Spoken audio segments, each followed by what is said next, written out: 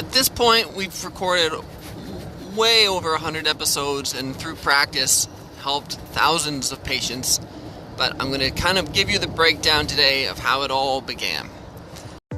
Introducing the Perimenobliss podcast, a show dedicated to unraveling the mysteries of achieving optimal health naturally as you transition into perimenopause and menopause. Get ready to join your host, Dr. Seth Yates, an experienced naturopathic doctor, acupuncturist, and kinesiologist, as he shares his wealth of knowledge acquired from over 40,000 patient visits and 15 years in working with perimenopausal females. Welcome to the Perimenobliss podcast. Hey, I'm Doc Yates. Welcome to the Perimenobliss podcast, brought to you by perimenobliss.com. And today I want to talk a little bit about how the origin of all of perimenobliss came to be. So I'll give you the full breakdown, because sometimes people always ask me, well, how did you even get into this field, or how did this come about? So I thought it would just be easier if I just recorded it all and let you know. So when I first graduated naturopathic and I was setting up my own practice, I was actually setting up as a naturopathic doctor, kinesiologist, because I had my degree in kinesiology, which is basically like, think of it as like exercise physiology, and then acupuncture. So I was kind of setting up as a 3-in-1. And one of the main things I always liked to treat was pain, because because of the sports history background, I was always proficient with pain.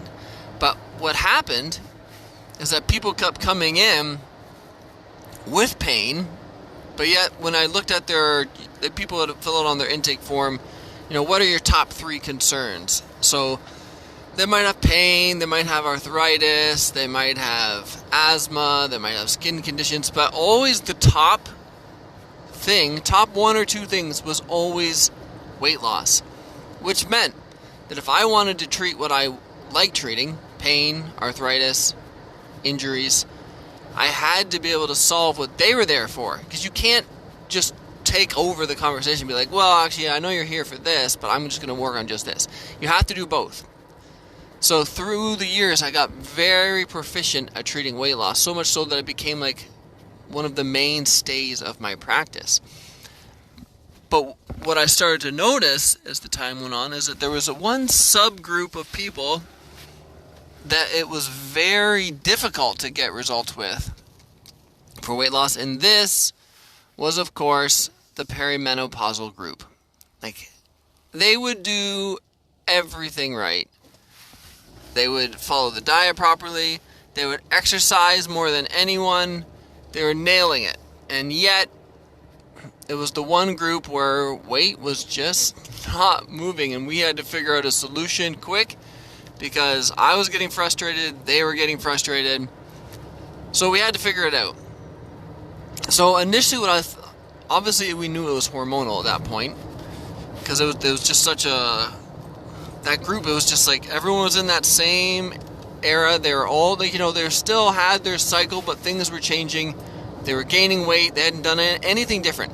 So if you can resonate with this, then this part you're going to totally understand where these people were coming from. Like, they were probably eating better and exercising more than they had before, but yet they were still gaining weight.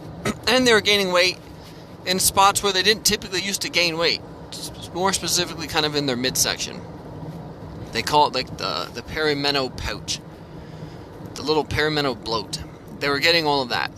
So we started trying to tweak the diet a little bit, and I used a lot of herbal formulas when I first started out. I still use a lot of herbal formulas.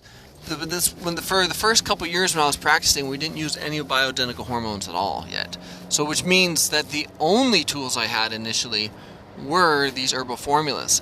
So I spent a lot of time crafting and trying different herbal formulas, even basically creating my own formulas. So for perimenopause and menopause, there's formulas that I've made that I still use now. So I have one called Hot Flash Results.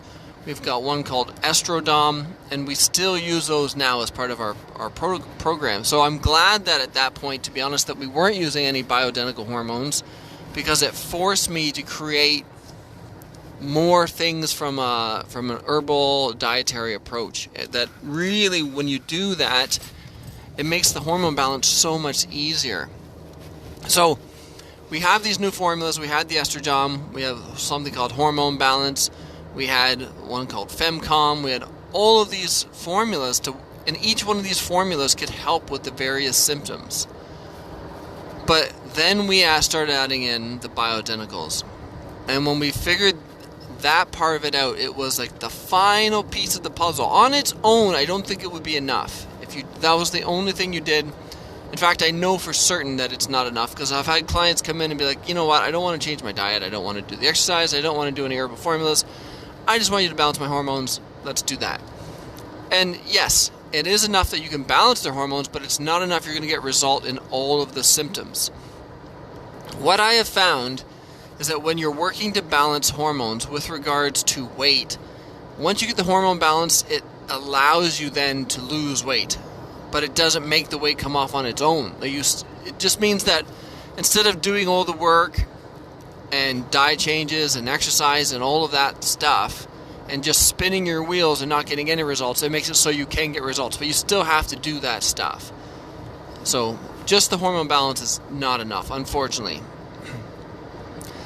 The next thing that we took a lot of time was the dosing, the delivery method, the timing, like how much were we going to use, how much was based upon the testing results, how much could be just based upon symptoms, and then, when do they use it?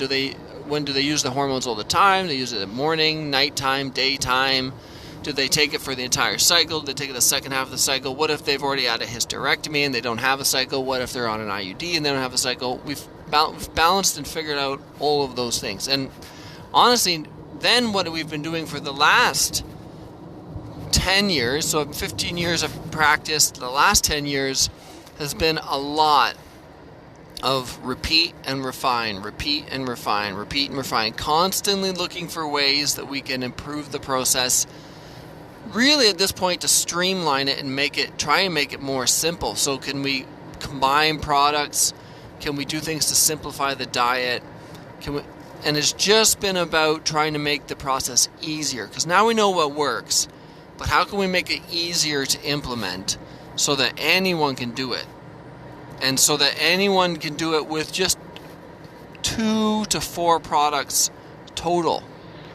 That's the goal. So I usually have what I call the rule of 3, which means no one should really have to be taking more than 3 supplements. We should be able to combine and get everything designed and fulfilled within just that amount. And that's basically what has brought us to the point of perimenobliss.com, is that we finally refined the process enough that we have a system in place that we can work to balance the hormones for basically anyone in perimenopause from anywhere, with our systems and with our team in place to do it.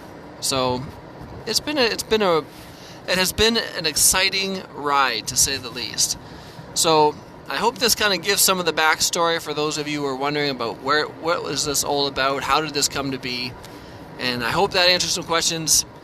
This is Doc Yates, signing off. Thank you for tuning in to the Perimenobliss podcast. Don't forget to hit the subscribe button and visit perimenobliss.com for more valuable information on how you can thrive during your transition through perimenopause. Join our community of like-minded women who are dedicated to achieving optimal health naturally, and stay up to date with the latest tips, tricks, and advice from Dr. Seth Yates. And we'll catch you on the next episode of the Perimenobliss podcast.